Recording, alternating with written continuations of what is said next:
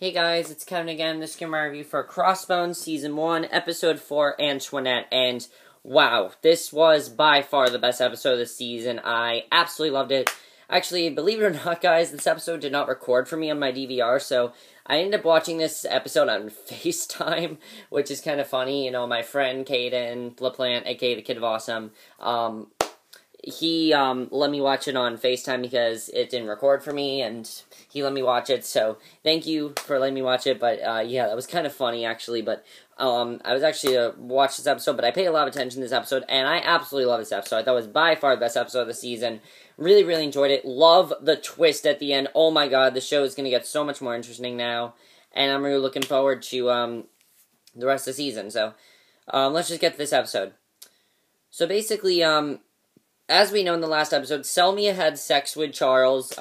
She cheated on Blackbeard, and the surprising thing is, in the very beginning of the episode, we see her, you know, have sex with Blackbeard, and it's very surprising to see her get shut down. And he tells her she can't lie to him, least of all with your body, and she runs out. So, does he kind of know something that happened? I really don't know, but that was definitely a very interesting scene.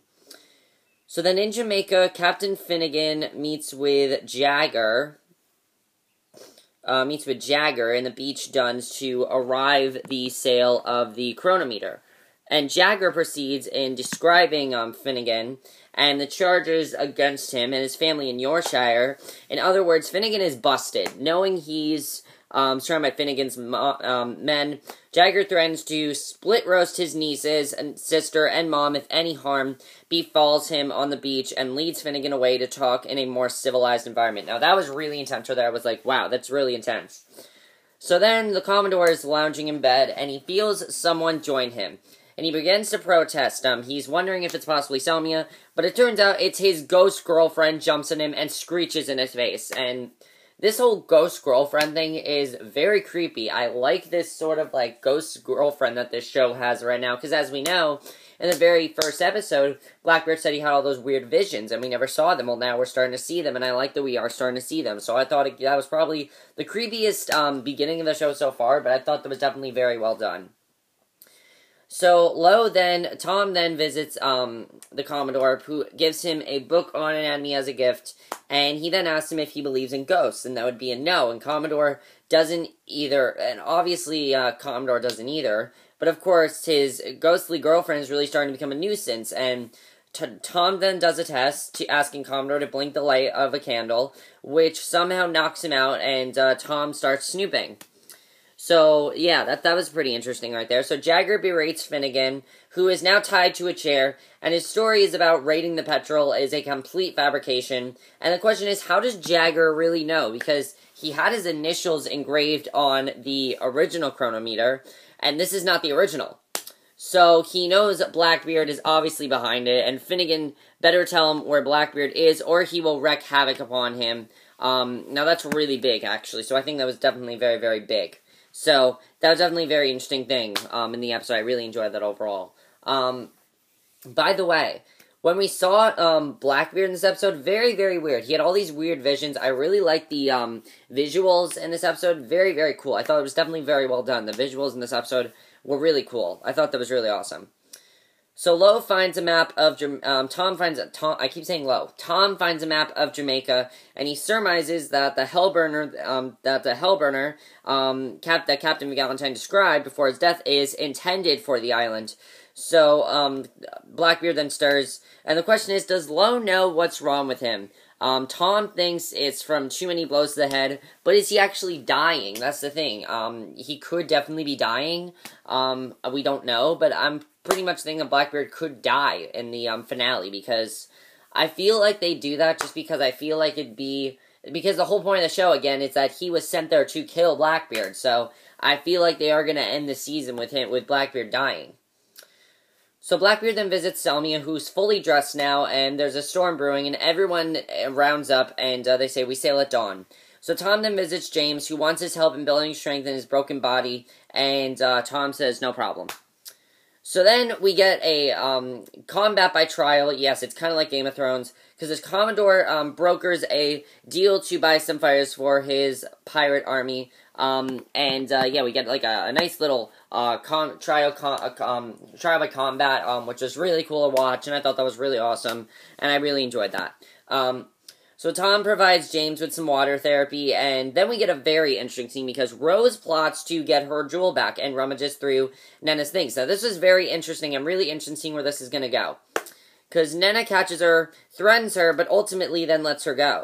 And we kind of see that Nena is getting very close to Rose. In fact, it looked like she was about to kiss her. It looked like Rose was about to kiss her as well. So, does Nena have feelings for Rose? She kind of just admitted to Rose that she is in love with her. So that's very interesting. I did not expect that on the show, but I think it's definitely very interesting. And I think it's really cool. However, that's kind of like Black Sails, almost. I don't know why, but that reminds me of Black Sails. I didn't see Black Sails. I know the show I've heard most people say is better than Black Sails, but I don't know. I thought that was a good twist, so I liked it. So Charlie then visits Selmia, which is very, very awkward between them, of course, because as we know, they just had sex, so obviously it's very awkward between them. And basically, Selmia says he knows, and she insists he doesn't, and he insists he does, and they're getting very angry again.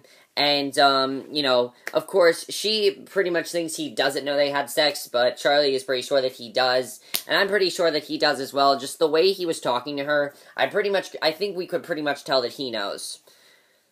So Selmia is visibly cringing in his presence, and later then tells Blackbeard that they can't afford the fighters he offered to buy, and Blackbeard says he better get busy scraping together to save some money.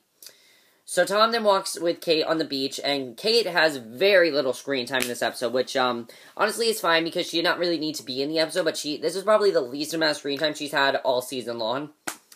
And they then agree that James is fabulous, and Tom doesn't want to add to his pain, and their fling is done. So Tom and Kate, their whole thing, being together, it's done. Kate needs to provide for James. She needs to be there for James, and the way to do that is to stop their little affair, and because Kate needs to be there for James, which I'm kind of happy about. Kind of surprising, but, I thought that was definitely really interesting. So, yeah, I really enjoyed that overall. I thought that was definitely pretty interesting. So then, Tom says, So then Tom visits Blackbeard again. He says, "You seem very buoyant this morning, Commodore." And, he then says, "Time is a winged chariot, Mr. Lowe. I focus the mind. I argue about myself about whether that answers the implied questioning." And then Blackbeard admires, Tom's drawing. And, here's where the episode gets very, very interesting. I thought it got very interesting after this part. Because what ends up happening is, basically he says, that he admires his drawing skills, and he asks him to draw him, and Commodore then asks Lowe that he admires his stealth skills, and wants him to rob someone, which is really big. I thought that was a great, twist there, and I was really interested in seeing where that was gonna go. So Charles and Nena then join Tom and Blackbeard to hatch a plan to steal a map from the Spanish that's being kept in the governor's mansion in Cuba. And basically, they're not going to kill anyone, they're not going to shout, they're not going to dance jigs in the streets of Cuba. They're going to try to do it, secretly, basically just a sneak attack. So, basically, Tom says, "I was raised to believe that the devil vomits Spaniards," and he tries to assure Charles that they can work together and sail on the next tide, and, Blackbeard commands them, and back at his beach hovel, Tom commands Fletch to go find the wild man he saw, that one time, as he suspects he's connected to, Blackbeard's plan to attack the British in Jamaica. And, Fletch, doesn't agree, and Tom convinces him he has more guts than sense. So James is then playing with diamonds, and one goes bouncing across the floor and lands at the Commodore's foot. And Commodore then says, "I thought you were a dilettante peacock when you got here, but you're proving your worth." And the short story, James is building another chronom, and basically, make a long story short, James is actually building another chronometer for Tom, and incorporating the diamonds. His progress has been retarded by his opium withdrawal, and Tom will cut off his gizzards, and if James' efforts to win back Kate interfere with his plans and leaves him a pipe with which to equalize his pasty, sweating, shivering self, Kate later catches him ogling the drug paraphernalia, and she says, "For God's sake, take it away," and he implores her, and she does. So Fletch then hunts the wild men, and here's where the episode just got crazy. I thought this was really awesome here. This is where the episode got really intense. So reluctant co-conspirators, Nana, Charles, and Lo, they row up to the Cuban shore and make up for Governor Porcaro's mansion, and Nana and Tom leave Charles to slice up some watchmen if they're discovered in the governor's map room, and Tom quickly traces the important part of the map, so that was definitely very interesting there. I thought that was definitely very big. Yeah, so that was definitely very interesting.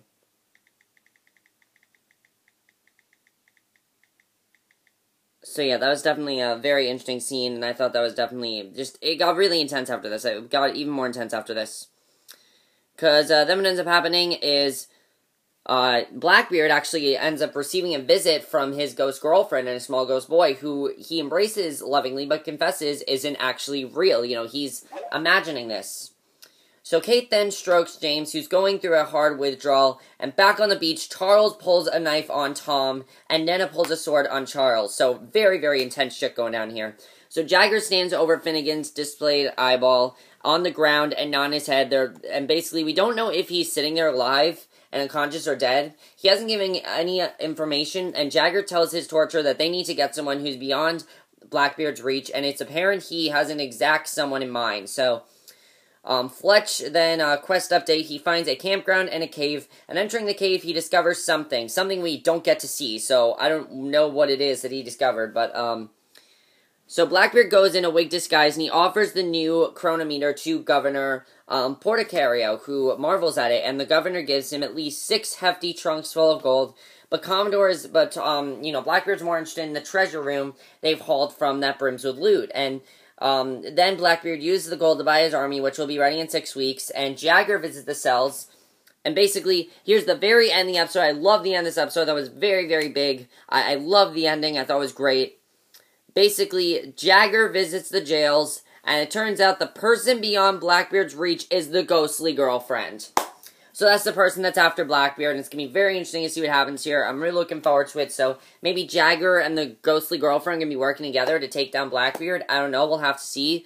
But this episode was amazing. I absolutely loved it. I thought it was really, really big. Now, there are a couple things I'm wondering about. One, is Blackbeard going to die? I just have this feeling that Blackbeard is going to die. I don't know if he's going to make it out of this. I just have this feeling he's not going to make it out, and he's going to end up dying.